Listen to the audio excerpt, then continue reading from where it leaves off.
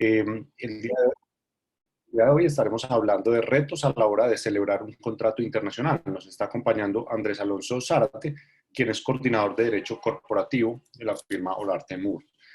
A continuación leo una pequeña reseña de Andrés para luego darle la palabra.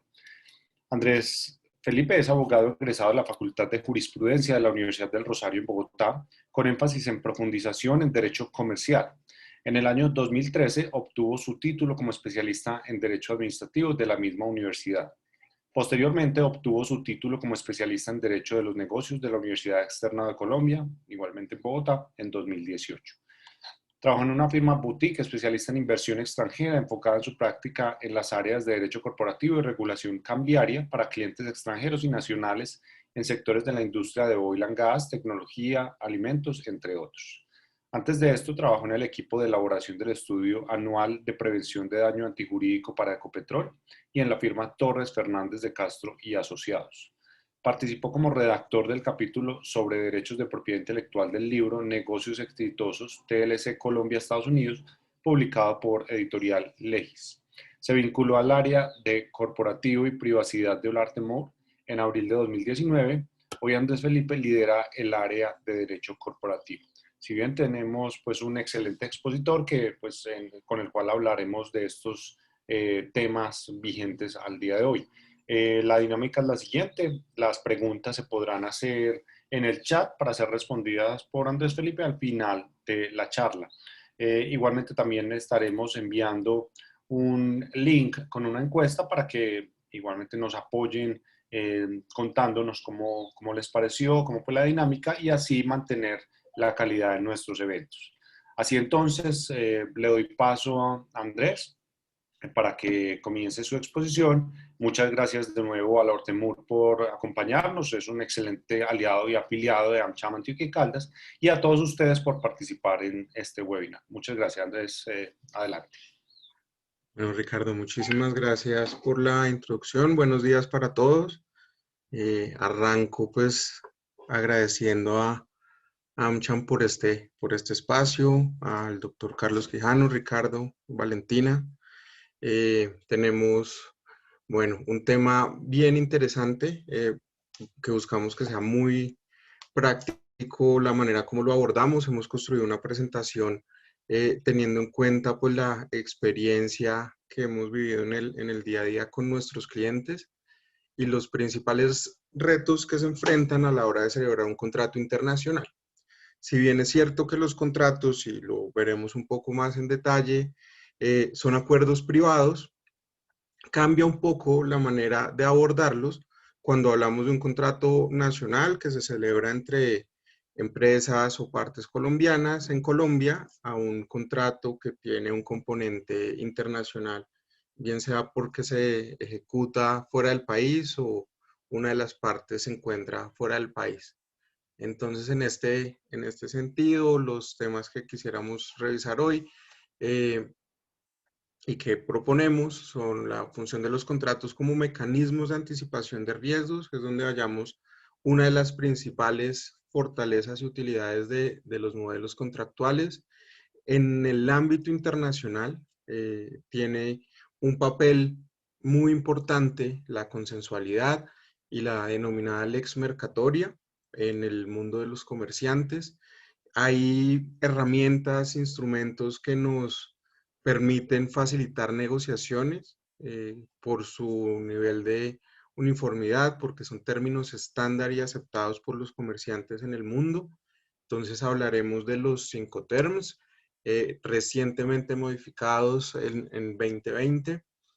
Luego, y digamos, el punto más importante cuando celebramos un contrato, pues se vuelve que además del acuerdo, además de tener reglas claras, poder exigir el cumplimiento del contrato y ver cuáles escenarios que no se contemplan a la hora de celebrar el contrato pudiesen afectar su cumplimiento, qué herramientas, qué salvavidas contractuales pueden servirnos en estos momentos donde hay escenarios imprevistos que dificultan la ejecución.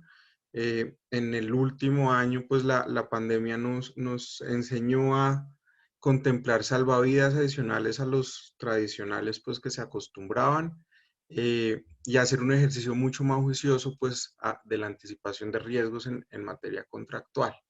Tenemos unas consideraciones prácticas, no necesariamente legales, pero recomendaciones, de nuevo, que en el día a día aprendemos pues su importancia. Y finalmente, como lo mencionaba Ricardo, tendremos la sesión de preguntas y comentarios finales para el cierre. Frente pues a esta agenda bastante ambiciosa, voy a dar paso a los temas de fondo. Por supuesto, y como les mencionaba, en el mundo empresarial, el contrato se ha vuelto el instrumento que por excelencia es el mecanismo para la colaboración y la cooperación entre, entre privados, ¿sí?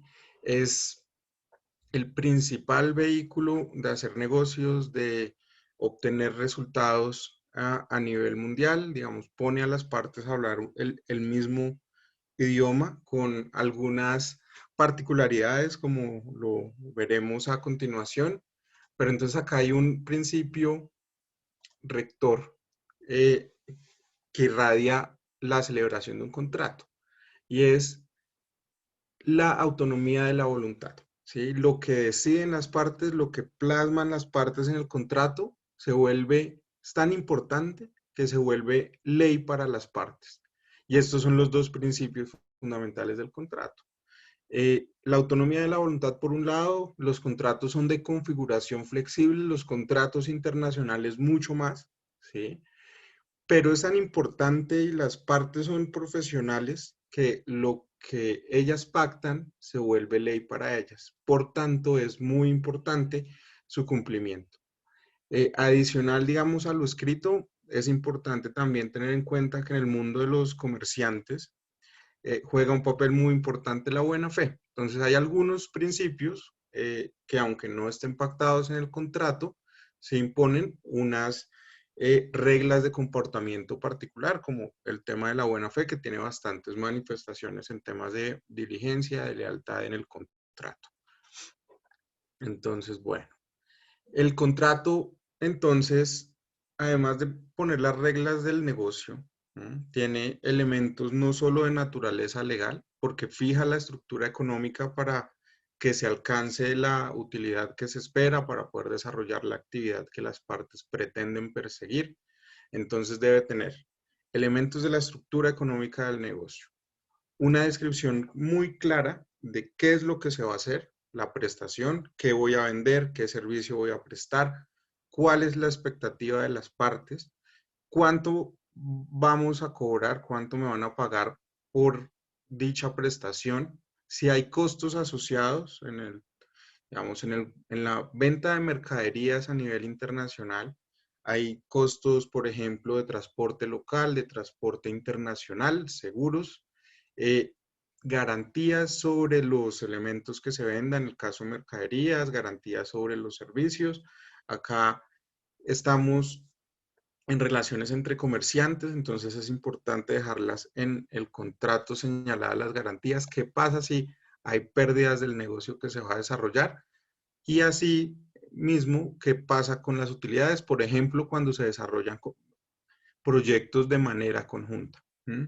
Y el elemento para nosotros principal del contrato, digamos, lo que salva el día, es el manejo de los riesgos, ¿sí? El contrato nos permite ver qué riesgos existen en la operación, cómo preverlos, cómo distribuirlos, cómo deben soportarlos las partes, y así lograr un equilibrio del contrato. Digamos, el contrato es un elemento en el que dos partes buscan ganar y tener una ventaja particular. Si no se logra un adecuado equilibrio del contrato, es donde se rompe el equilibrio contractual, estamos frente a escenarios de inejecución, incumplimiento, falta de pago.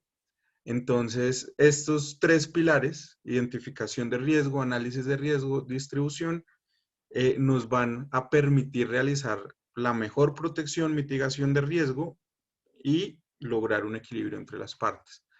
Pero cuando hablo de riesgo, no me refiero solo a riesgo en materia legal. El contrato, pues, y la actividad empresarial de suyo tiene riesgos de diferentes naturalezas. Acá, solo por mencionar algunos, tenemos riesgos económicos como tasas de cambio, riesgos en variación de precios de materia prima, regulatorios, ¿sí? El área de las normas que le aplican a una determinada operación pueden variar, incluso al punto donde un producto puede llegar a ser prohibido, un servicio también. Hay variaciones en las condiciones del mercado. Cuando tenemos prestación de servicios personales, pues se vuelve muy importante el tema de los riesgos laborales. Hay un componente en algunas actividades de riesgos sociales. Por ejemplo, en el sector de oil and gas hay todo unas reglas particulares de impacto a las comunidades o decisiones judiciales adversas. Y hemos visto cómo a través de mecanismos judiciales, decisiones administrativas, algunas actividades comerciales se han visto restringidas. Entonces, todo esto es importante tenerlo en cuenta desde el punto de vista económico, desde el punto de vista operativo y jurídico, para poder hacer su asignación ideal, ¿sí? Desde el punto de vista económico será importante, entre otros, determinar quién está expuesto a determinada variación, por ejemplo, a la tasa de cambio, a la variación del precio de las materias primas. En el operativo, quién tiene el control material de la operación. Será usualmente quien tiene el control, quien puede asumir dichos riesgos.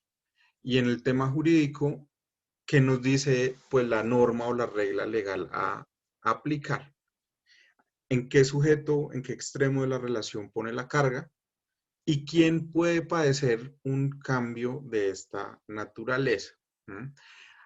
En algunas ocasiones, los riesgos jurídicos generan un impacto económico y viceversa, también con los operativos. Por ejemplo, la subida de un impuesto, un arancel mayor o una cuota de importación de una mercadería puede afectar pues, los números y la estructura contractual.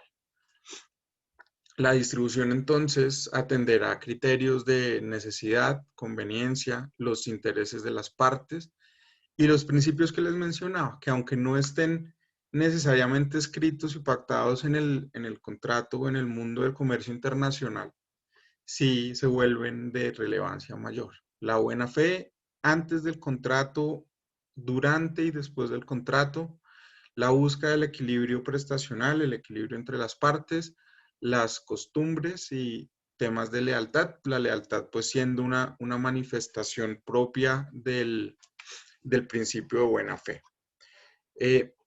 Y este componente es muy importante porque nos da paso a hablar de la lex mercatoria. La lex mercatoria tiene relevancia internacional porque ha nacido y consiste en la unificación de costumbres internacionales en el comercio internacional. Son usos y costumbres que fueron repetidos de manera constante, de manera uniforme, hasta el punto casi de volverse reglas que aplican los comerciantes en sus contratos internacionales. Generan un avance en las negociaciones porque señalan a las partes criterios estándar, conocidos, aceptados, y permite aplicar estos principios a lo largo del contrato. Y entonces facilita la determinación de ciertos aspectos, de ciertas reglas. Es muy importante en el mundo del comercio internacional, pues el rol de la consensualidad, ¿sí? Costumbre por un lado, pero también el consenso entre las partes para fijar sus propias reglas, por una razón particular. Normalmente cuando hacemos operaciones nacionales, el derrotero lo fija la ley local, ¿sí? Tenemos nuestro código de comercio, los contratos típicos ampliamente desarrollados, pero en el plano internacional no sucede esto. Hay partes de diferentes países con leyes usualmente diferentes, reglas diferentes para regular determinadas situaciones. Entonces, en el plano internacional, la lex mercatoria llena esas diferencias, el consenso de las partes, también permite la fijación de estas reglas de estas reglas estándar. Entonces de allí pues su importancia particular. Y esto en manifestación del principio rector del contrato que les comentaba, de la autonomía de la voluntad. Cuando veo que nadie le dice como hay. Bueno, continuando. Y listo, ¿no? Perdón, creo que hay un micrófono abierto. Sí, les pedimos a todos que por favor cierren sus micrófonos para escuchar bien la charla. Adelante, Andrés. Gracias. Continuando entonces, bueno, con estos elementos que se han desarrollado a partir de la lex mercatoria, de las costumbres internacionales, en el marco del comercio internacional surgen los Incoterms, que pues creería que todos los hemos escuchado. Son términos internacionales que recopila la Cámara de Comercio Internacional basada en las prácticas repetidas, acostumbradas en el mundo del comercio y busca fijar unas reglas estándar que, digamos, pongan en el mismo plano, hablar el mismo idioma a un comerciante taiwanés y a un productor colombiano, por ejemplo, ¿sí? Porque les fija reglas en 4 aspectos que son trascendentales. Reglas con relación a la entrega de la mercancía, a la transferencia de los riesgos, distribución de gastos y trámites documentales. Sabemos que el movimiento de mercancías internacionales pues tiene un componente de aduanas nacionales, aduanas en el país de destino, con el transportista internacional también hay una carga documental importante. Todo esto nos lo ayuda a fijar los Incoterms. Son un compendio pues que va fijando las diferentes etapas. Hay por supuesto una flexibilidad en los términos, van regulando estas diferentes etapas de la entrega, hasta dónde se responde. Y hay algunos aspectos que no están regulados en los Incoterms. Los Incoterms regulan las 4 materias que acabamos de mencionar, pero hay algunos otros aspectos, y acá es bien importante, un Incoterm nos reemplaza un contrato, lo complementa, ¿sí? Sobre todo en materia ya operacional, pero hay materias, por ejemplo, temas de propiedad, títulos de transferencia de la posesión, que son instituciones de naturaleza jurídica, que en el Incoterm, que es de naturaleza comercial, no queda pactado. Tampoco regula fuerza mayor. Excusas al cumplimiento del contrato, esto debería regularse pues en el contrato y no esperar que el Incoterm lo aborde porque no lo hace. ¿Qué pasa cuando hay incumplimientos, si hay sanciones, si hay penalidades? Medios de pago no lo incluye tampoco el Incoterm. El Incoterm dice quién paga determinados eventos, determinadas prestaciones del transporte internacional, de los seguros, por ejemplo, pero no habla nada del medio de pago. Acá es importante y particularmente pues teniendo en cuenta nuestras normas, nuestras reglas del mercado cambiario, poder determinar esto en el contrato. Esto es uno de los elementos del contrato. Tenemos entonces, con estos elementos de producción, con la existencia de elementos que nos fijan pautas de comportamiento y pautas de cumplimiento, la principal preocupación de un empresario, en nuestro parecer a la hora de celebrar un contrato, obviamente, y pues como toda buena relación comercial, al inicio, pues las dos partes están de acuerdo, todo pues fluye muy bien en las negociaciones usualmente y los problemas aparecen después. Y la preocupación es, oiga, este papel que yo tengo con reglas, ¿cómo hago para que me lo cumplan? ¿Sí? Cuando hay un escenario de incumplimiento, ¿a qué elementos puedo echarle mano para el cumplimiento? Entonces, yo vuelvo acá porque es una de las bases, uno de los pilares del contrato y es lo que se pactó se vuelve obligatorio para las partes, estén en el lugar que estén. ¿Sí? Cuando se incumple entonces el contrato, deben haber elementos que jurídicamente nos permitan buscar ante un tercero, normalmente un juez o un árbitro, el cumplimiento o la terminación del contrato. ¿Sí? Ante el incumplimiento uno puede buscar que cumplan con la obligación incumplida, que indemnicen los daños que se ha causado y la resolución del contrato. No estar vinculado a una relación jurídica de manera indefinida en la que no se estén presentando, no se estén cumpliendo las prestaciones pactadas. Ahora bien, la realidad en el mundo comercial implica que puedan haber escenarios donde el cumplimiento se puede ver comprometido y pueden haber alteraciones sobrevinientes a la celebración de un contrato. Veíamos recientemente como en el canal de Suez quedó atravesado un carguero y afectó las operaciones por un número de días muy importante. Esto claramente genera un retraso en el cumplimiento de contratos, en entrega de mercancías, puede disparar sanciones entre las partes por retardo, cláusulas penales, ¿sí? Entonces es importante en los contratos incluir, contemplar que pueden haber situaciones bien de fuerza mayor, todas estas, digamos, por eventos que no son controlables por las partes, que superan su poder de manejo en el contrato. Entonces tenemos la fuerza mayor, el caso fortuito, la causa extraña, el hecho de un tercero. Claramente acá pues en una relación entre dos partes no es posible controlar lo que pasa fuera del ámbito de manejo de las dos partes contratantes. Entonces el hecho de un tercero puede ser una excusa al cumplimiento de un contrato. La culpa exclusiva de la víctima hace referencia cuando yo, siendo parte de un contrato, desarrollo acciones u omisiones que generan el incumplimiento de mi contraparte y mi contraparte no puede controlarlo.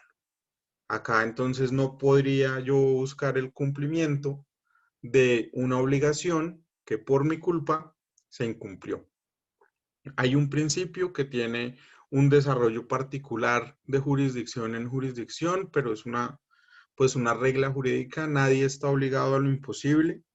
Esto es una entidad mayor. La imposibilidad realmente tiene que constituir, no que se haga más difícil ejecutar el contrato, sino realmente imposible. Esto muy de la mano de la teoría de la imprevisión.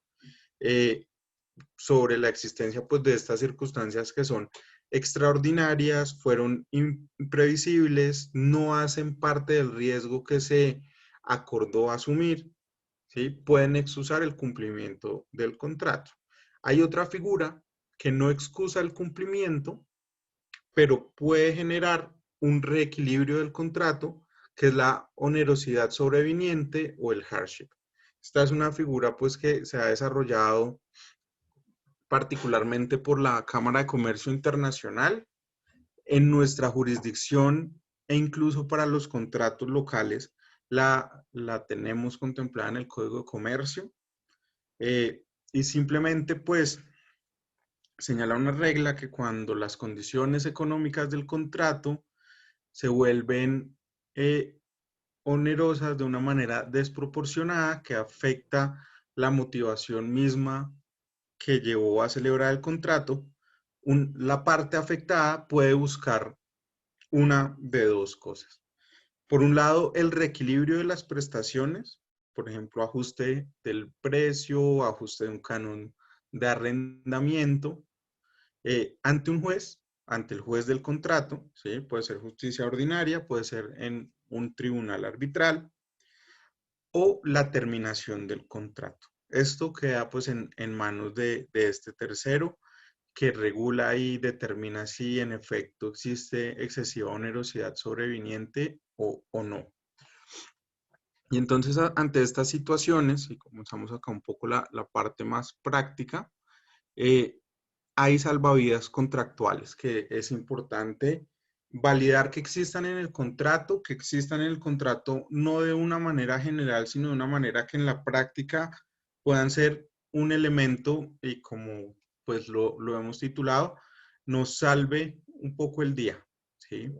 Y vemos tres escenarios: que el contrato se haga más costoso, que se vuelva más oneroso, que el contrato se vuelva imposible, o que el objeto del contrato por el cual se celebró se frustre. Y ya esa motivación, aunque se pueda ejecutar las prestaciones, las actividades del contrato, ya no sea relevante, haya desaparecido para las partes. Y esto acá yo lo voy a resumir de manera más general: es poder siempre tener una puerta de salida del contrato o una llave de ajuste a las cargas. Entonces, si el contrato se vuelve más oneroso, no necesariamente queremos salir del contrato. O sea, será tal vez la medida más radical.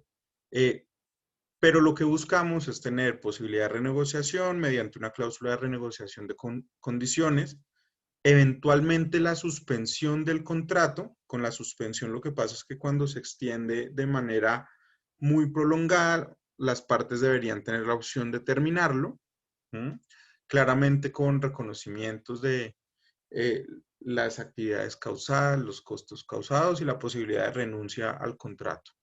Por ejemplo, se vuelve más costoso para mí, entonces prefiero cederlo a un tercero, o simplemente pues la renuncia al mismo.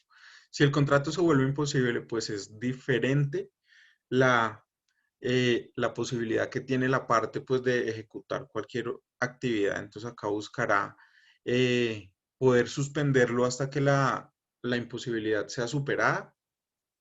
Por ejemplo, en temas de construcción depende el constructor del otorgamiento muchas veces de permisos. Cuando han sido negados, pues puede suspenderse el contrato si así las partes lo pactan, hasta que se haga la gestión correspondiente, se obtengan todos los requerimientos para poder avanzar con la construcción. Es usual y un salvavidas acostumbrado: cláusulas de terminación anticipada con reconocimiento parcial de costos. Cláusula stand-by es un complemento cuando se hacen ciertas inversiones para la prestación del contrato, desplazamiento de personal. Cuando el contrato se frustra, cambia el escenario. Ya acá no tendría sentido desarrollar las actividades, la prestación, y no buscamos suspender el contrato mientras se superan determinados aspectos, sino que se busca su terminación. Entonces hay dos formas: la cláusula de terminación anticipada o la cláusula de terminación anticipada con reconocimiento de costos. En el mismo sentido, y digamos yendo acá un paso atrás, ante la importancia del contrato pues para una operación comercial, consideramos nosotros que la preparación del contrato y del negocio, desde el punto de vista jurídico, pero también desde el punto de vista de la operación de negocio, comienza desde antes de celebrar el contrato, cuando la relación comercial inicia. Entonces, pues tenemos acá unas recomendaciones muy prácticas. Es importante preparar la negociación del contrato, elegir el equipo idóneo para la negociación, y esto se hace entendiendo pues los aspectos relevantes del negocio, los aspectos relevantes de quien está sentado al otro lado de la mesa. Culturalmente, por ejemplo, la forma de negociar contratos suele ser diferente. También hay un tema algunas veces de asimetría: equipos muy grandes versus equipos muy pequeños. Esto muchas veces inclina la balanza y puede llevar a tomar decisiones de negociación equivocadas. Importante fijar estos asuntos críticos que pueden llegar a ser un deal breaker, que pueden llegar a desequilibrar la relación comercial. Clave, nuestra principal recomendación es, ante la duda, siempre preguntar. El contrato debe ser claro y totalmente entendido por las partes que lo celebran. Muchas veces los contratos tienen una estructura sencilla y la complejidad del contrato viene dada por los documentos anexos, por los documentos técnicos, documentos separados de garantía. Es importante no subestimar estos elementos. También algún cuidado con la revisión mecánica y los horarios de revisión. Nos sucedió en alguna ocasión con un cliente que estaba negociando un contrato con una compañía china. Se envió a la persona negociadora a Beijing. En su momento la compañía lo recibió muy bien, se lo llevó a comer por la noche, le dieron algo de licor al negociador. Al otro día la reunión de negociación se fijó a las 7 de la mañana. Claramente esta persona pues no estaba en condiciones para asistir, era el único negociador. El equipo chino cambió a sus negociadores, no fueron las mismas personas quienes hicieron el tema de la comida y tal, los negociadores eran otro, un equipo fresco. Claramente ese contrato en su momento, en estos aspectos iniciales, estaba muy desbalanceado. Y esto no era un aspecto legal, son aspectos extralegales pues a tener en cuenta. Digamos ahí una anécdota pues de la práctica un poco. Es importante encender alarmas a tiempo y pues el manejo de la relación con la contraparte. En la etapa precontractual también es muy importante comenzar a proteger la información de la compañía. Es normal que lo primero que se firme cuando se sienta uno a la mesa sea un acuerdo de confidencialidad. Posteriormente, y digamos, la celebración de contratos complejos es, y la veo yo como una escalera, se van subiendo peldaños, se van aceptando y acordando términos entre las partes hasta llegar al elemento más completo, que es el contrato, ¿sí? Son pequeños pasos, etapas de negociación, y entonces los memorandos de entendimiento y las cartas de intención se vuelven unos elementos, unas herramientas bastante útiles para comenzar a fijar acuerdos entre las partes, ¿sí? Muchas veces abordan lo macro, ¿sí? Y después, ya a la hora del contrato, se van puliendo los detalles, se van haciendo los acuerdos en los elementos menores de la operación, y al final del día, cuando se celebra el contrato, ya tenemos pues toda una suerte de elementos anteriores en los que se han fijado pues la mayoría de acuerdos. Esto facilita y vuelve más rápida la negociación de un contrato. También entendemos pues que en el mundo empresarial las relaciones comerciales se van formando con el tiempo y paso a paso, ¿sí? Entonces, pero en este punto la recomendación inicial es siempre tener en la mesa cuando se intercambia información, cuando iniciamos este camino de negociación contractual, un acuerdo de confidencialidad celebrado que proteja pues nuestra información. Los contratos comerciales más comunes a nivel internacional, un poco acá de tipología, compraventa internacional, prestación de servicios, pues históricamente lo que ha movido el comercio internacional, los modelos de franquicia, la explotación de un negocio exitoso se vuelve cada vez más común pues en nuestro país, son modelos pues muy desarrollados en otras jurisdicciones. Esto permite pues una más rápida expansión de un negocio. Hay contratos de distribución internacional, pues debe tener en cuenta particularmente los riesgos del transporte internacional, las etapas logísticas de transporte internacional que complementan pues la internacional.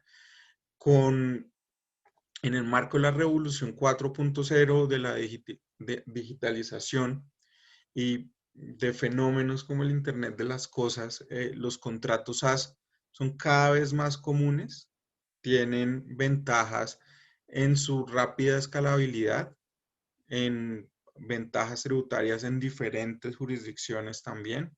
Entonces se vuelven más común que los contratos tradicionales, por ejemplo, de licencias, migren con una evolución tecnológica a la par a contratos SaaS. Siguen existiendo contratos de licencia, los llamados contratos de representación de marca, pero no solo recaen sobre las marcas, se puede licenciar cualquier activo de propiedad intelectual. las patentes, las marcas y cualquier otro signo distintivo, asuntos de derecho de autor, por ejemplo, también, teniendo en cuenta pues la riqueza que generan los activos de naturaleza intangible en el comercio internacional. Volviendo un poco a este camino que les comentaba sobre las diferentes etapas de la negociación, es importante que desde el primer momento hayan algunos aspectos respecto de los que las partes fijen reglas y comiencen a tener acuerdos. Algunos de estos serán ley aplicable, qué regla va a regir la relación. Normalmente las partes tienden a buscar que sea su ley doméstica. Sin embargo, hay que entender y seleccionar la ley que sea más adecuada para la relación que se está desarrollando. Hay jurisdicciones con legislaciones avanzadas, por ejemplo, en temas de ecosistemas digitales, temas de software, frente a otras que tienen unos avances muy importantes en temas de construcción, temas de ingeniería, por ejemplo. Fijar quién es el tercero, dónde vamos a solucionar las controversias, también es importante, entendiendo que es normal que en un contrato puedan haber escenarios donde las partes tienen interpretaciones diferentes o puedan buscar el cumplimiento de ciertas obligaciones. Si hay limitaciones a la responsabilidad, también es un elemento importante para el contrato. Temas de garantías, cuáles son las tareas generales y específicas que cada parte va a desarrollar. Tasas de cambio para los pagos, criterio pues, de tasa de cambio. Esto permite prever el manejo del riesgo cambiario, si es necesario, por ejemplo, adquirir coberturas. Los impuestos, acá hay un análisis que se hace en las dos jurisdicciones, son las jurisdicciones relevantes. Esto pensaríamos que no, es un tema más bien tranquilo, pero nos sorprendemos la cantidad de veces que llegan posibles clientes y nos dicen, celebré este contrato por tal suma, pero ahora me están haciendo esta retención, me están descontando estos valores y al final del día, pues la utilidad muchas veces se queda en retenciones que no son aprovechables por los clientes al no tener presencia en los otros países. Los eventos de terminación del contrato que mencionábamos, cumplimiento y sanciones por incumplimiento. Digamos, acá es importante tener cláusulas regulando estas materias. Adicionalmente, digamos, esto es muy importante y muchas veces en los contratos más tradicionales se suele pasar por encima, y es la protección a la propiedad intelectual.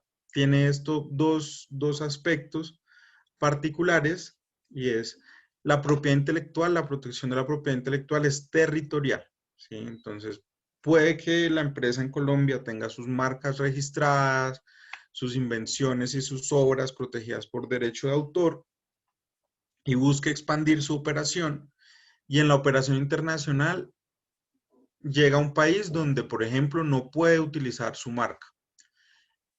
Entonces se vuelve muy importante durante la celebración del contrato, la estructuración de una operación internacional, poder hacer un análisis del mercado de destino para determinar si puedo o no utilizar las marcas y los activos de propiedad intelectual que tengo protegidos en un país, si es necesario ampliar registros y proteger en general signos distintivos, patentes de inversión y obras protegidas por derecho de autor. Es importante hacer un poco de due diligence, de investigación en campo.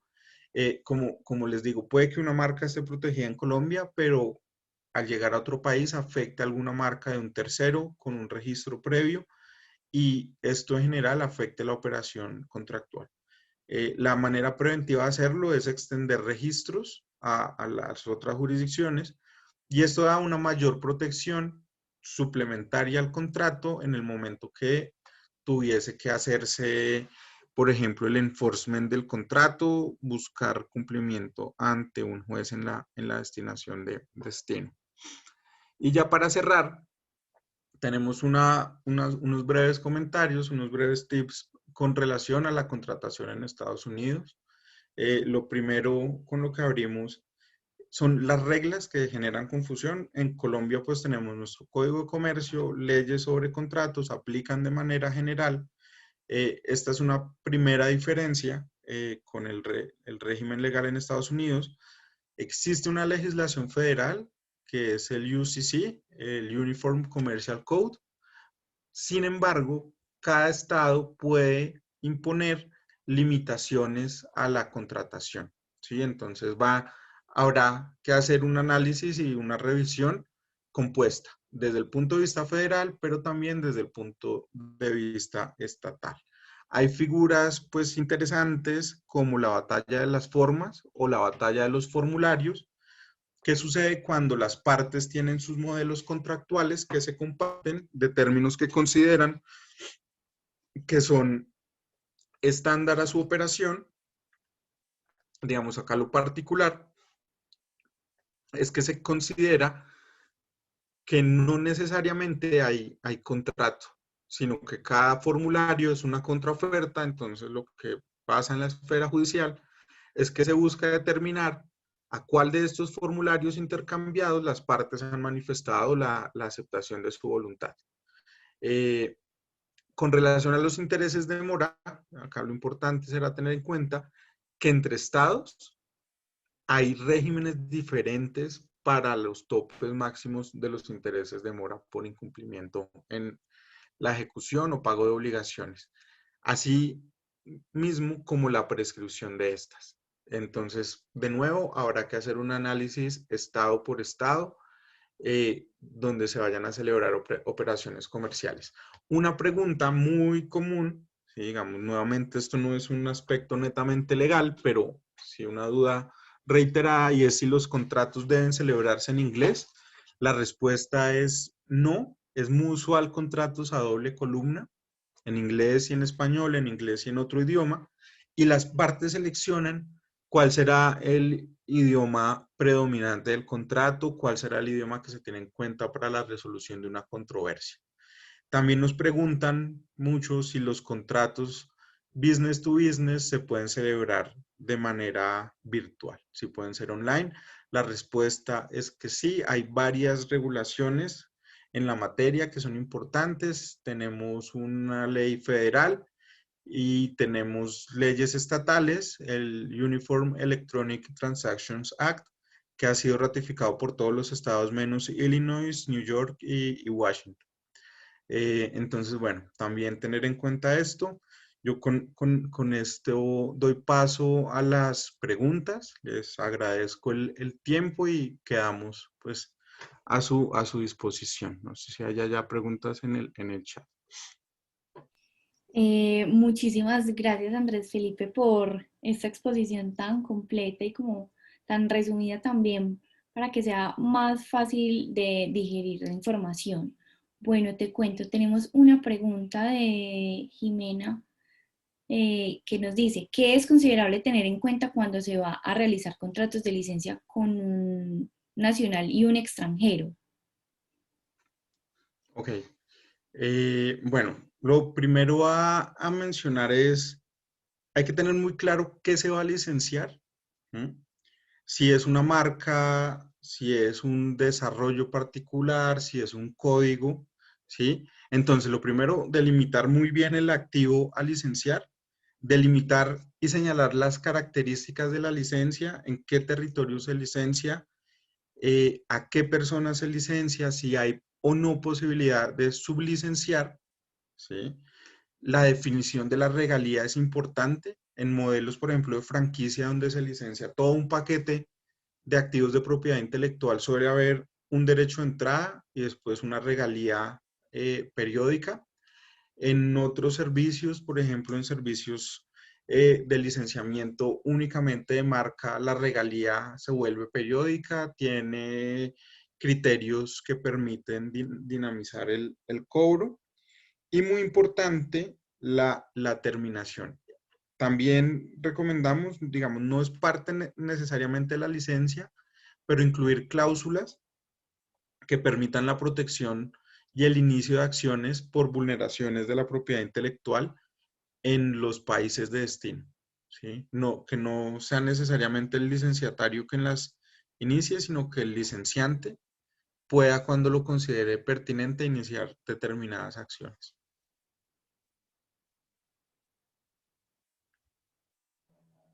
Listo, muchísimas gracias. Tenemos otra pregunta de Alexander Ciro. ¿Cuáles son las recomendaciones para buscar terminar un contrato porque no es posible cumplir con alguna de las condiciones previas a la firma del contrato? Perfecto, entonces, bueno, a la pregunta de Alexander, digamos, este es un análisis que debe hacerse de manera muy específica a cada caso. Lo primero que se suele hacer es tratar de superar la situación que genera la imposibilidad. Si esto definitivamente no se puede lograr, hay varios elementos. El contrato debería tener cláusulas que permitan la terminación, la salida, el cierre del contrato, incluso desde los documentos precontractuales que les mencionaba, los memorandos de entendimiento, las cartas de intención. Si el escenario contractual, por ejemplo, no ha tenido estas previsiones y no tiene estos elementos, ya el siguiente paso pues sería ir ante el tercero que resuelva las controversias del contrato o de la relación entre las partes, que suele ser o la justicia ordinaria del país elegido en la ley aplicable o un tribunal de arbitramiento. Acá pues muchas opciones, pueden haber tribunales internacionales con sede local, puede haber tribunales internacionales en entidades como la Cámara de Comercio Internacional, por ejemplo, a través de las cámaras de comercio locales.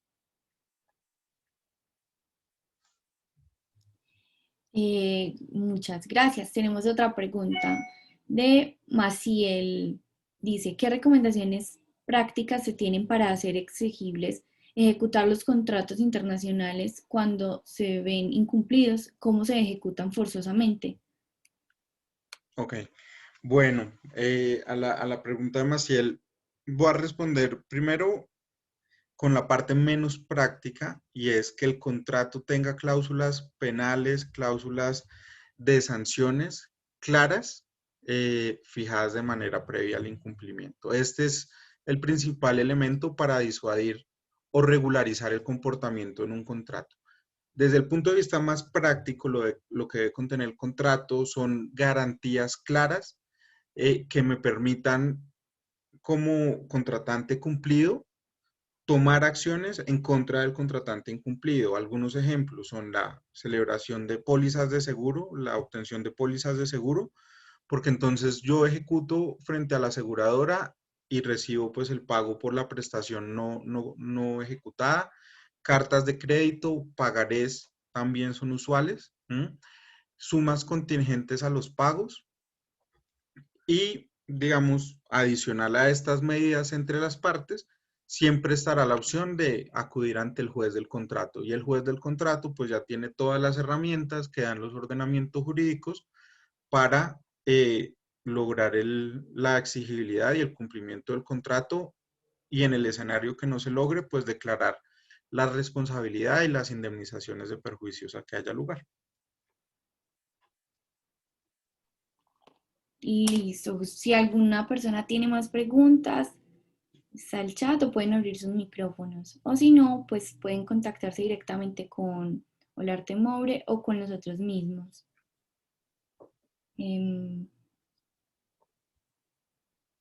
No, vemos que no hay más preguntas, Andrés Felipe. Muchísimas gracias por el tiempo, por este espacio tan chévere, tan completo. Muchísimas gracias a todos nuestros asistentes también por participar, por sus preguntas. Esperamos tenerlos en próximos eventos AmCham y seguir contando con ustedes y con Olarte Moure, por supuesto. Bueno, para nosotros ha sido un gusto participar en el evento, y muchas gracias a los asistentes. Quedamos también a disposición de todos y que tengan muy feliz día. Muchísimas Gracias. gracias. Gracias a todos por participar.